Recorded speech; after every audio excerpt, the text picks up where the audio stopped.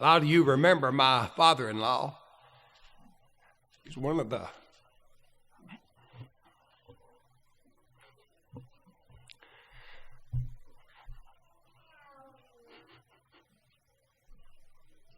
maybe I shouldn't have started that way. One of the finest men I ever knew.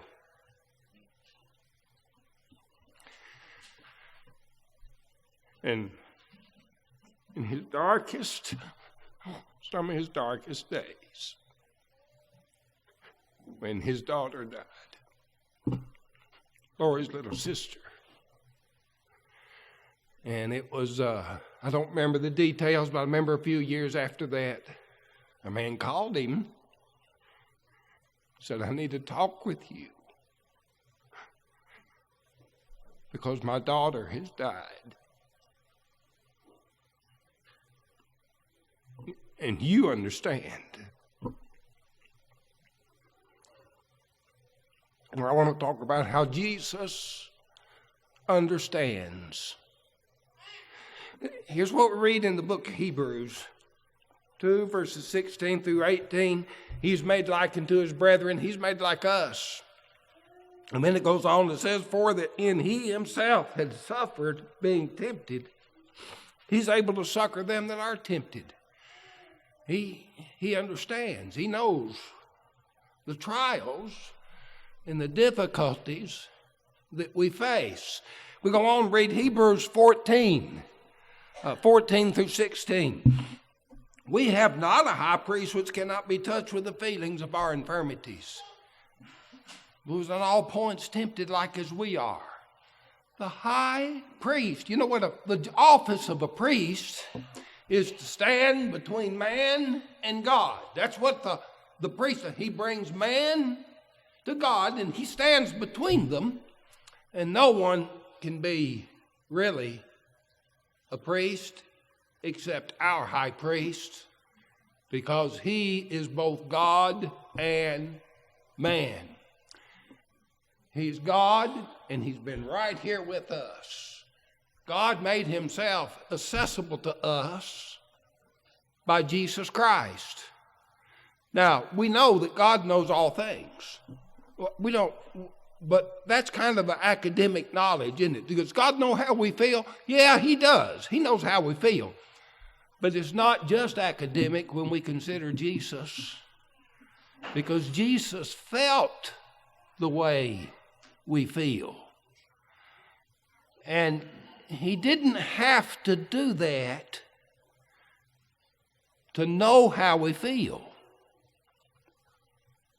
But by doing that, it helps us know that he knows how we feel. We know God knows. And so it does it for us. And when Jesus goes into the Garden of Gethsemane, we're seeing the man, Jesus Christ. He is God in the flesh, but he's in the flesh in the garden, and it's one of the greatest struggles that he's going to have. Now, if you go to Jerusalem and you look across the Kindred Valley, up on the west slope of the Mount of Olives, you'll find this church. It's called the Church of All Nations. It's really more of a shrine. I don't know that people have services there, but it's kind of a shrine. You go into the Church of All Nations, and in there is this rock, and you see the little grating around it, looks like crowns of thorns all around it. And can you see in that picture the lady's been over kissing that rock? That's what will happen inside there. And what they say is this church is built in the Garden of Gethsemane, and right there's the rock where Jesus was when he was prostrate on the ground. He was stretched right out over that rock. Now, I don't know how they would know something like that, but that's what you find there. Now, you go outside of that church into the courtyard, and you have the Garden of Gethsemane. Those old olive trees, they say they're over 1,000 years old. And it's nice when you're there to think, I wonder if the roots could go back further than that, 2,000 years to when Christ was under those trees. I don't know that you could do that and say that, but the trees go back half that time. It gives some image of what it must be like. But when you are there, the place, that picture doesn't do it justice because it's crowded. I mean, tourists pour in there, and there's all this hustle and bustle and people moving around, and you really don't get the sense of that garden in what they call the Garden of Gethsemane.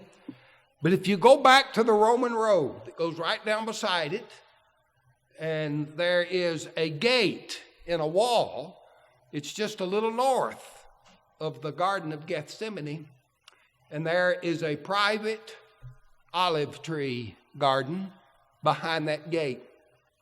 And our guide got us permission to go behind that gate. And so you go there, and this picture doesn't do it justice. This is just a little piece of it. I mean, it's a pretty big area, but there's areas like this. You see those people sitting on those benches? There's areas like that around that garden, and our party went down to one of those benches, and the stone walls kept out the noise of the hustle and bustle that were all around, and it gives you much more of a sense of being in a garden that must have been like it was when Jesus was there. There we had a Bible reading about Jesus in the garden, and we had prayer.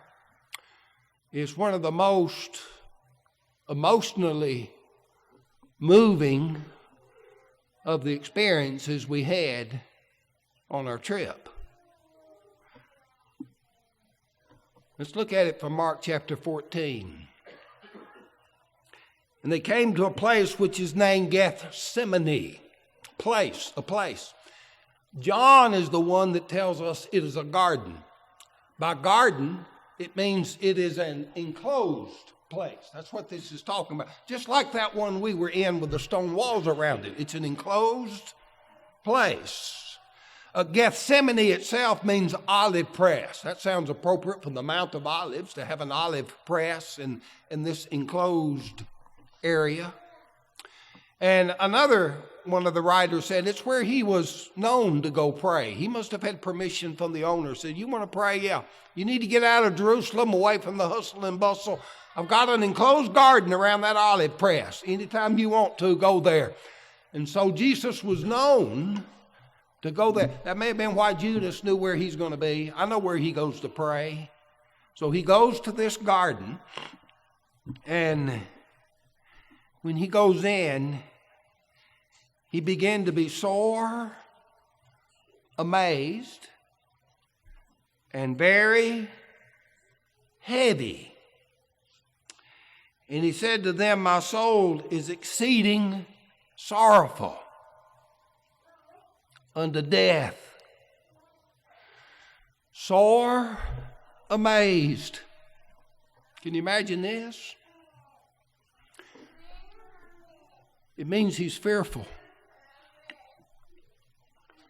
Some of us know what it feels like to have a panic attack.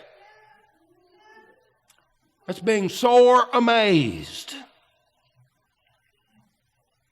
It's hard for me to imagine that with Jesus. But he knows how that feels. Very heavy. We sing that song, don't we? Oh, hearts bowed down with sorrow. And I've seen people bear the burdens of life literally. They're bowed down. And that's how Jesus felt. And exceeding sorrowful. It's a word that just means it's just sorrow all around. You ever heard someone say, I could just die? And that's how Jesus felt. Exceeding sorrowful unto death. Luke said this, and being in agony, that's a word. Luke uses that word one time right here, and it's the only place that particular word is used in the New Testament. It has to do with a struggle that an athlete goes through in a contest. Now, some of you have had that struggle. You have pushed your body to its point, and mentally, you know you want to keep going. You want to finish this. You want to push yourself, but your body is just giving out. That's the struggle, that physical agony that you have, is you're mentally wanting to keep going, and you've physically done about all you can do. And it says that his sweat was, as it were, great drops of blood falling to the ground. I don't know if you thought about this, but you know what sweat is? It is filtered blood. It's the moisture from the blood filtered through the skin. And he's in such agony that his body is dripping. Now, whether it had the color of blood, I don't know, but his sweat was dropping to the ground, as it were, blood.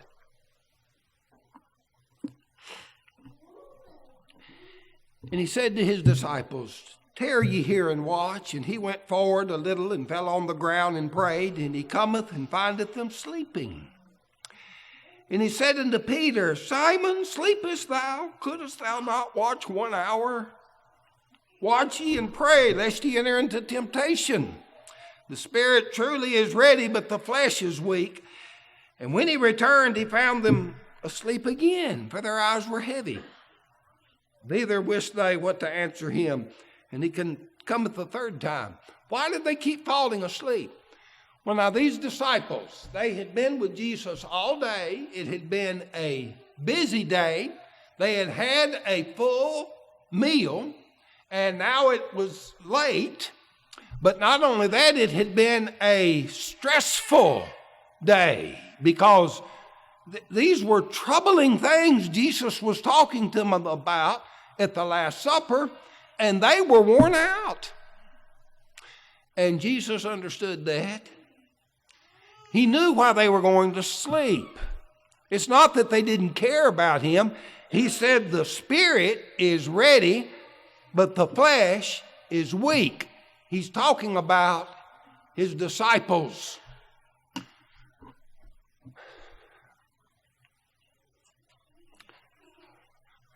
But our Lord's spirit was ready,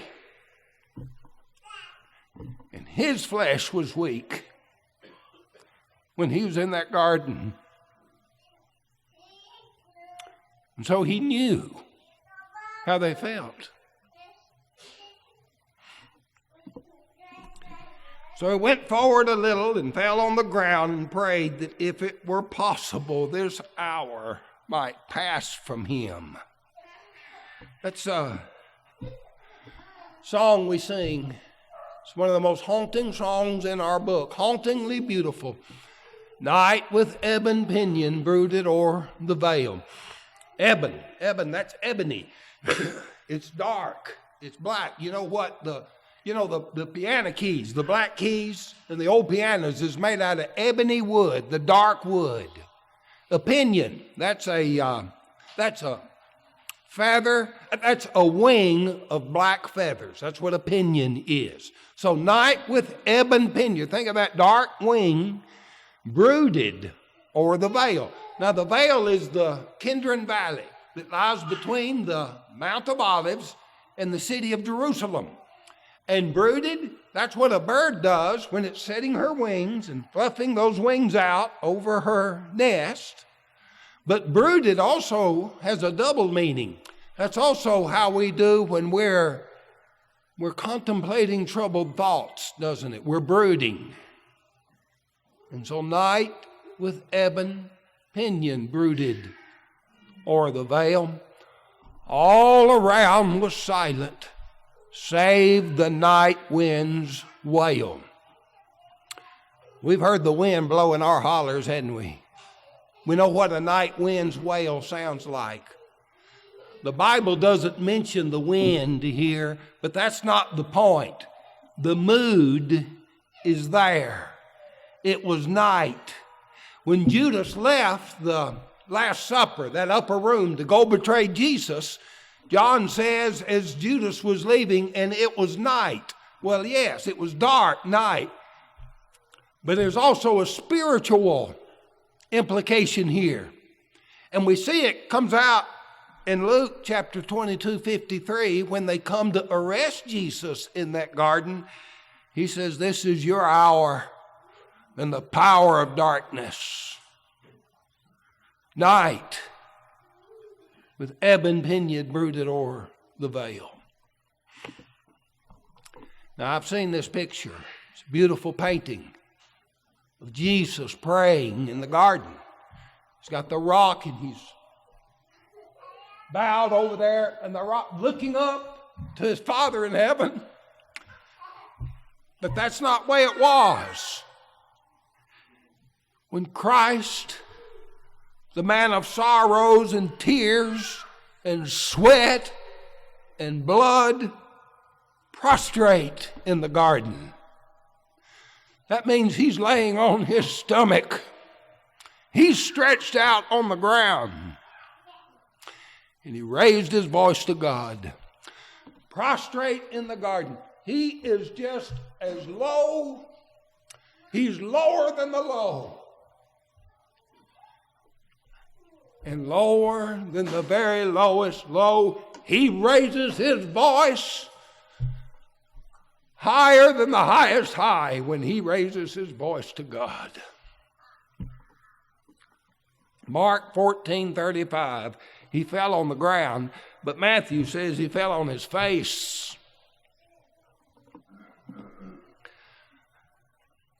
He went forward a little and fell on the ground and prayed that if it were possible, the hour might pass from him. And he said, now here's his prayer, Abba, Father, all things are possible unto thee.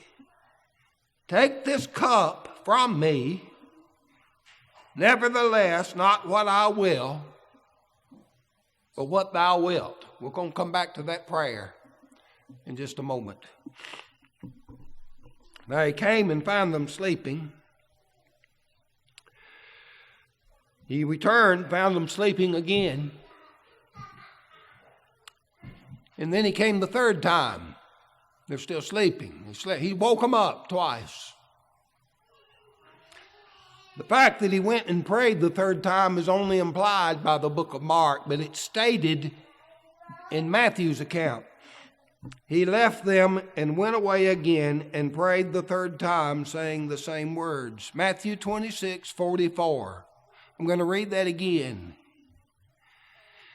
This has been called the loneliest verse in the Bible.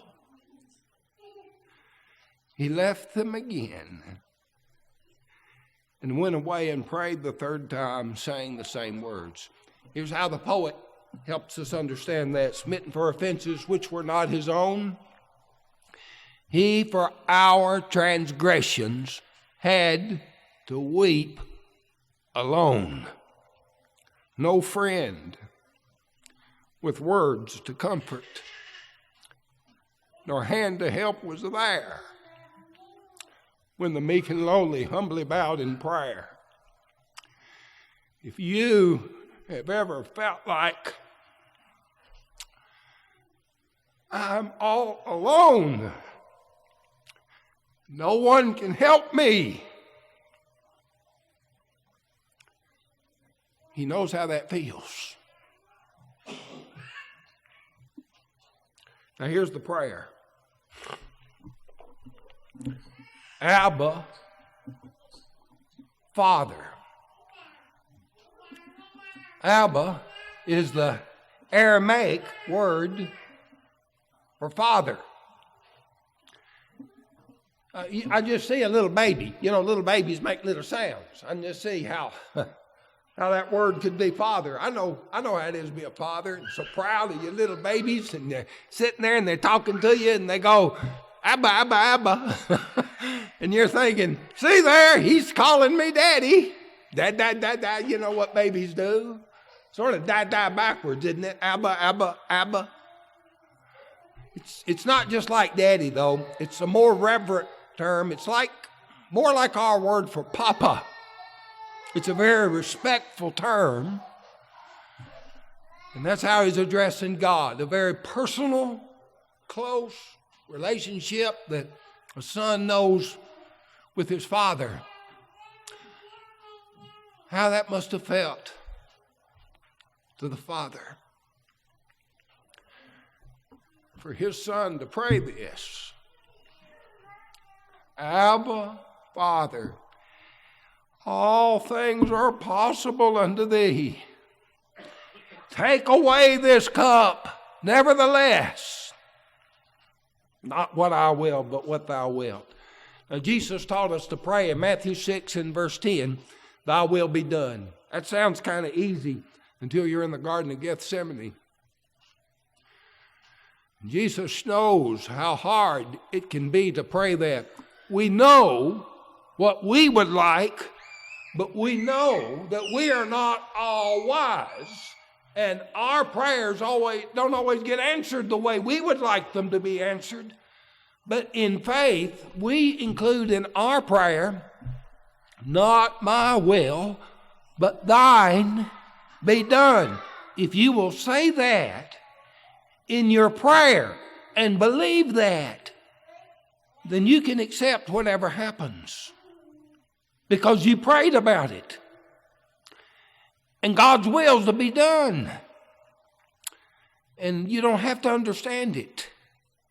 You can just know this must be the best, even though I don't understand it, because I prayed about that.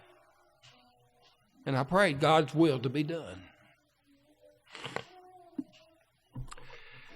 Mark 14:41 through 42. He cometh the third time and said unto them, sleep on now and take your rest. Doesn't sound like he woke them up.